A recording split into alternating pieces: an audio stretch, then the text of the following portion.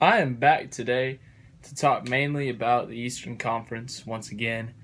Last week, or no, a couple weeks ago, I made that video about who I thought would win the Eastern Conference. That was obviously before Kawhi happened. So I'm just basically going to say, you can read the title of the video. It says, where do the Raptors fit in now that they have Kawhi Leonard? So I'm going to talk about where I think the Raptors are now. They are in the East and in the NBA.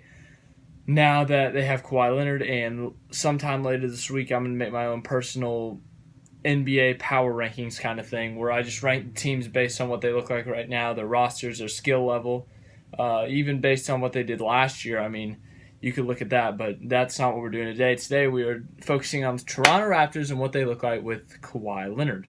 The Raptors, what do they look like? I think they're starting five right now with Kyle Lowry, obviously, Danny Green, Kawhi Leonard, Serge Ibaka, and Jonas Valanciunas.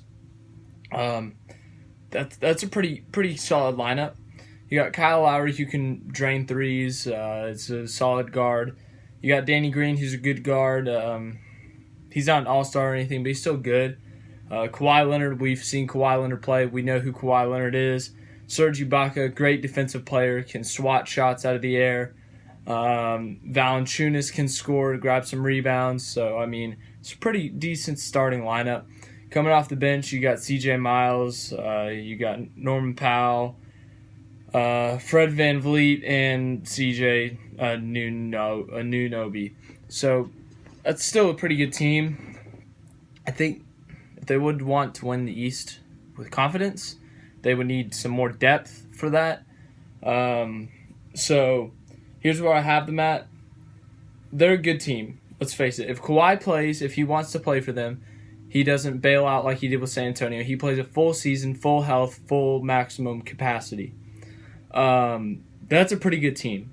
I don't think they'll be better than Boston. I think they could be the 1 seed, but I think they'll end up at the 2 seed. It might take them a little time to develop with Kawhi and Danny Green, but they'll end up getting the first, second, or third seed, no doubt.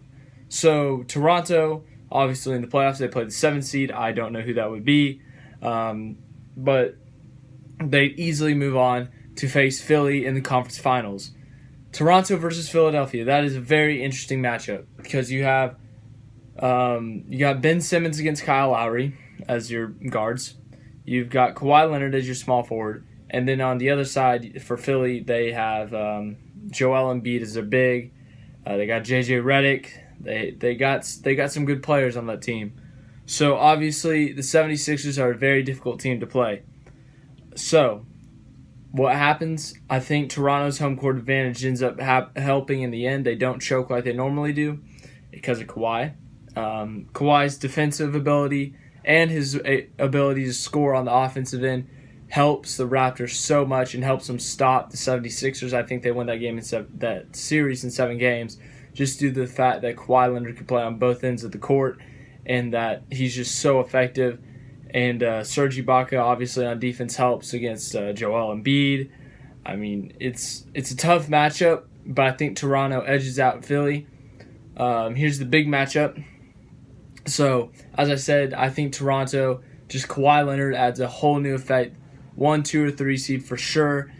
He makes the team better than it was, definitely. DeRozan was a great player, don't get me wrong. He's an all-star, but he's just not as good as Kawhi Leonard. Kawhi Leonard is a top 5 player in the league.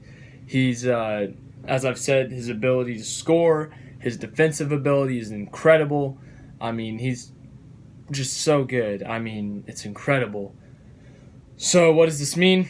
They go up against Boston, and Boston has depth, which is something Toronto doesn't have, which concerns me for Toronto. They can't get depth. They obviously could pull some midseason trades, get some more depth, make some trades for like Tyreek Evans or something. I don't know. They wouldn't get him most likely. That's just a name I'm throwing out. But just looking at the matchup, you got Kyrie Irving. Oh, Kyrie Irving is so good. If Boston is fully healthy, they're the favorite in the East. You got Kyrie Irving, Jaylen Brown, Gordon Hayward, Al Horford, Aaron Baines. Those are your likely starting 5. And then coming off the bench, you would have Terry Rozier. This is just so good. Terry Rozier, Marcus Smart, Jason Tatum, Marcus Morris, and Greg Monroe, assuming Greg Monroe resigns. So, that's still a pretty solid team. That's a good freaking team right there. Just the depth. The depth is, I think, what will be the downfall of Toronto. I think Boston, they're just too good for Toronto. I just don't see Toronto beating Boston. Kawhi Leonard is great. He can help score. He can help defend, as I've repeated multiple times. But, man, Boston is just stacked. I mean, that's a difficult team to beat. You got Kyrie Irving, who can drop 25 a night, who can dribble from here to China and back and not lose control of the ball. You got Jaylen Brown, who's a pretty solid scorer, young, very young. You got Gordon Hayward, who's coming off a foot injury. We don't know what that'll do to him. We don't know the impact of that injury, what it will do to him. But we've seen that injury before. We've seen a compound fracture or whatever that was. But Paul George, he's come back from it. You got Al Horford, who's an all-star. Aaron Baines, who's a very physical big. And Terry Rozier off the bench, who got a triple-double in his first ever start. Marcus Smart, who's a great defender. Jason Tatum, who can score. You got Marcus Morris, who's another great defender. And you got Greg Monroe, who's pretty big, a good big. So, I just think the Boston lineup is too much. I think the advantage that Toronto has is Kawhi Leonard. As I said, don't think I have to repeat it again. You know about Kawhi Leonard. So I think that's a struggle for Boston if they play them in a 7-game series. Just that the ability that Kawhi has, they're not able to contain him. And then his size on the defensive end helps. But, man, Boston just has too much. Like, you could have this 5 on the lineup. Kyrie, Jaylen Brown, Gordon Hayward, Jason Tatum, and Al Horford as your 5 on the court.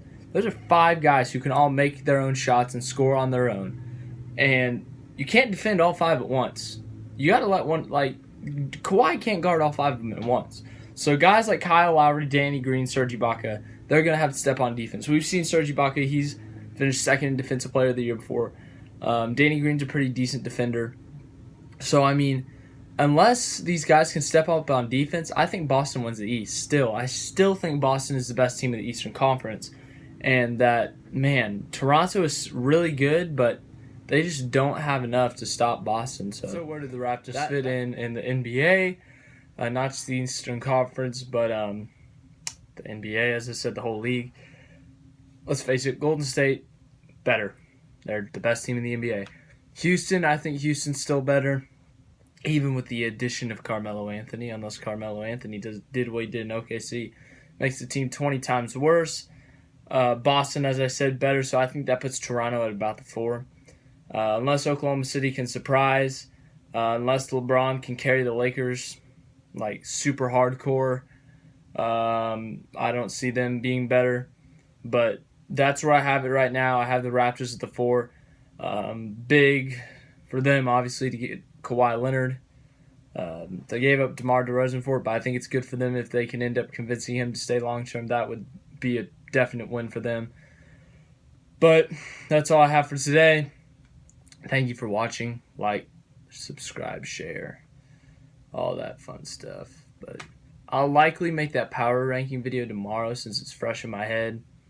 Yeah, I think you guys will like that. It's a good idea. So, yeah, share, like, subscribe. That's what keeps this thing alive. That's all I got for today.